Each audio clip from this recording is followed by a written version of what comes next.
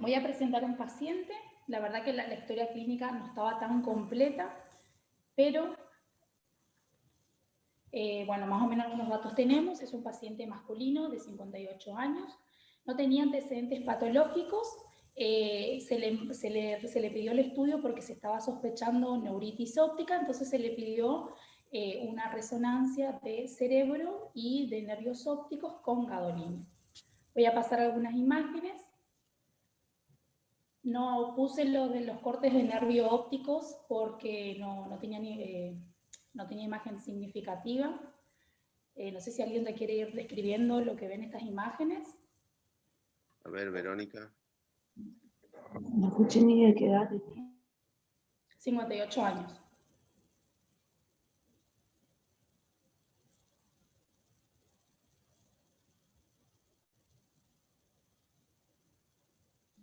¿Tienes más cortes? Sí, sí.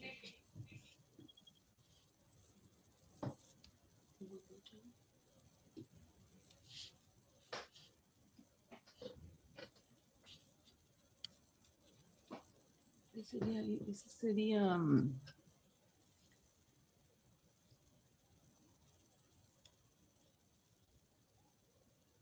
más, ahí está, una formación redondeada.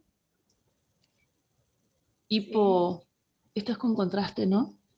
Es con contraste periférico. Sin contraste y con contraste. Tiene un realce periférico. Pareciera que es supracelar, ¿no? Sí. A nivel supracelar. Más que eso, comprime, ¿no? Y levanta los ventrículos laterales. ¿A ver la anterior que tenías? ¿Qué comportamiento tiene? ¿Qué comportamiento tiene en T1 y T2? ¿Expansivo? En las secuencias T1 y T2, en la ponderación T1 y T2, ¿cómo se comporta? No vi la T2. Acá está la T2. Ah, es hipo en T1, hiper en T2, y flare y tiene un realce periférico. Luego el gadolinio. Es como una lesión quística, ¿no? Claro, bien. Después también acá puse algunas secuencias en GRE, más para ver que no tenía contenido hemático ni cálcico, y difusión y mapa de C para ver que no hay ninguna restricción. Que no hay restricción. Sí. Bueno, más o menos para repasar entonces, es una imágenes que está en topografía supracelar. Es una formación que tiene una señal heterogénea y tiene ese tabique interno que se puede ver en algunos cortes, que tiene ese engrosamiento focal y como acá en la base tiene como una área sólida que realza con el contraste, así como también todo su pared. Escúchame, Silvana, ¿el quiasma óptico lo alcanzaron a ver ahí en esos cortes? Vos dijiste los nervios ópticos y el quiasma, pero yo no alcanzo a ver nada ahí. ¿Tenés? El quiasma óptico no nos llegó a poner un corte en C, pero sí estaba desplazado. ¿Estaba desplazado hacia arriba Sí, o estaba hacia abajo? desplazado. Hacia el lateral izquierdo. Eso es importante ver, lo mismo que el tuber. No sé si el tallo pituitario se alcanza No, a eso ya ver. no se lograba valorar en el estudio. Porque bueno, lo que tenemos que tratar de ver es cuál es la topografía de la lesión, ¿no es cierto? Es decir, sabemos que está ahí, por encima de la silla turca, pero no se ve el tuber, no se ve bien el quiasma, es quístico. La hipófisis, por lo visto, está respetada, la hipófisis se ve bien ahí en ese Sí. corte. Entonces tenemos que pensar qué tipo de lesiones puede haber en esta región. ¿Sí? Sí. Se me tiró un quiste coloide del tercer ventrículo. ¿Da para eso? ¿Alguien puede aportar algo?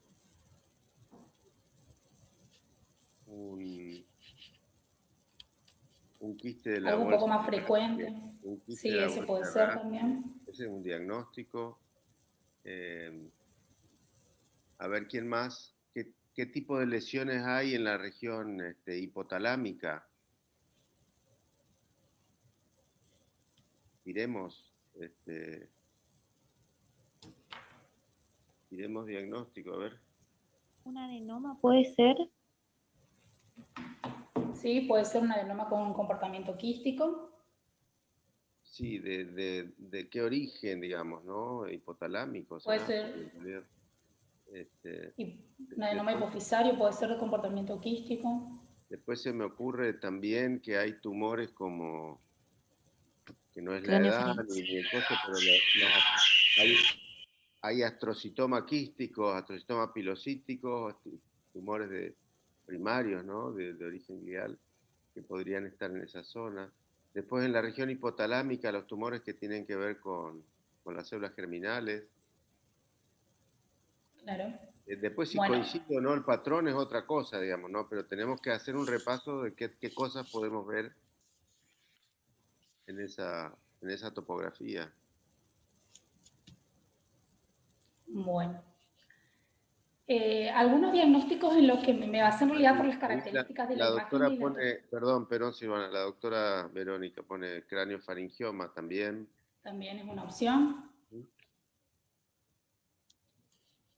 Bueno, ¿qué decías? Bueno, me basé en 3 diagnósticos diferenciales, más por la topografía y por el comportamiento de la lesión, que es predominantemente quístico. Primero, el adenoma hipofisario quístico, también un cráneo faringioma y un quiste de la hendidura de Rathke, la mayoría todos nombrados. Bueno, para hablar un poquito del adenoma hipofisario quístico, sabemos que con frecuencia los adenomas son quísticos, en realidad no solemos ver nosotros acá en nuestros pacientes. En la resonancia vamos a ver esa degeneración quística con esa hiperintensidad en T2, como se puede observar en la imagen.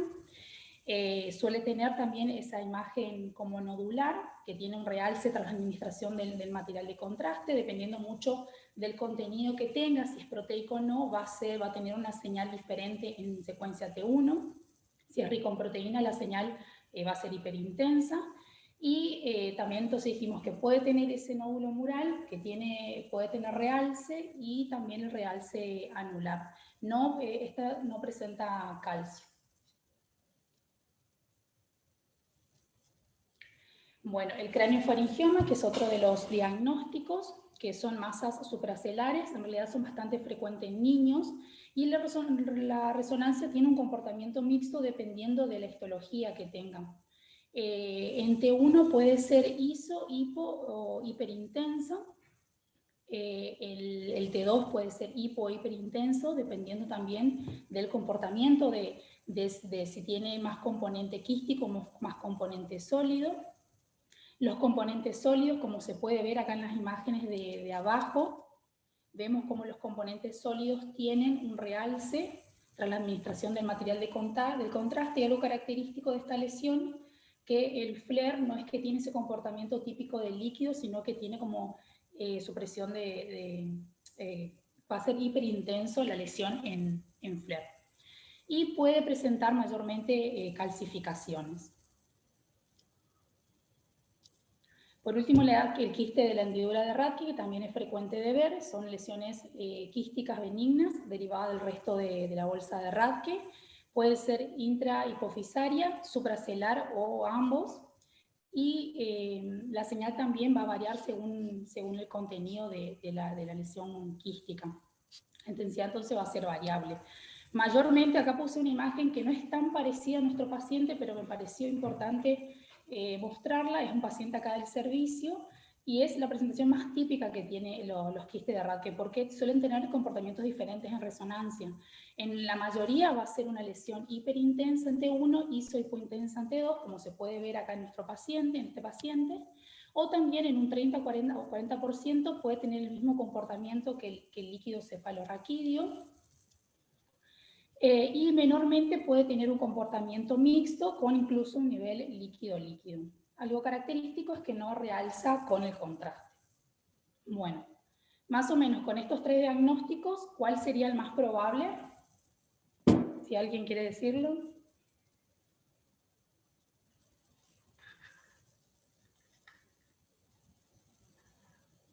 A ver quién se juega. La imagen que puse es bastante característica de nuestro paciente.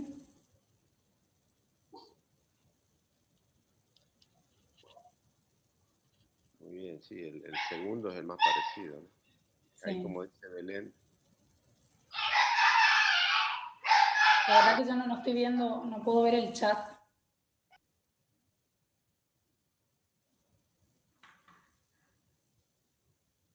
Bueno, sí.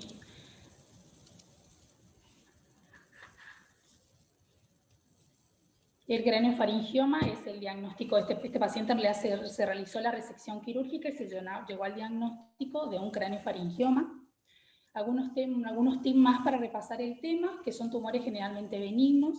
En realidad decía que la malignización es muy rara y que está relacionada con la radiación. Hay una distribución bimodal, un pico frecuente entre 5 y 14 años y después otro entre los 50 y los 74 años. La localización es generalmente intra o supracelular, como se veía más en nuestro paciente, en el 70% de los casos. El resto de los casos son ectópicos, por ejemplo, en el suelo del tercer ventrículo o en el seno esfenoidal. Y los síntomas que suelen presentar son náuseas, vómitos, hemianopsias o retraso en el crecimiento en caso de los niños con el hipogonadismo. Histológicamente hay dos tipos de craneofaringiomas, el adamantinomatoso y el papilar. El adamantinomatoso es mucho más frecuente, es casi exclusivo en niños, y el papilar es casi exclusivo en adultos. Depende mucho el comportamiento, depende mucho del tipo histológico que es el comportamiento en resonancia, por el hecho de que el adamantinomatoso tiene un comportamiento mucho más quístico y el papilar tiene un comportamiento más sólido. Bueno, en resonancia, bueno, entonces como dijimos, va a depender mucho de qué predomina. En este caso puse estas imágenes. Es un craneofaringioma papilar, pero como habíamos dicho anteriormente, el papilar suele tener un comportamiento más quístico. En este caso tiene una presentación infrecuente, como el de nuestro paciente, que tiene un mayor predominio quístico. Y suele ser entonces iso o hipointensa en las secuencias T1, siempre respecto al parénquima cerebral. Puede ser mixta heterogénea en la secuencia T2, siempre todo lo que sean los componentes sólidos o esos nódulos morales, como se puede ver en esta imagen y también se podía ver en el paciente. Tiene realce tras la administración del material de contraste, y algo bastante característico que tenía en nuestro paciente es que en FLER era una lesión hiperintensa. También puede presentar calcio, en la mayoría de los casos, en nuestro paciente no presentaba, y bueno, el tratamiento es la resección quirúrgica con una supervivencia a 10 años de entre 60 a 95%.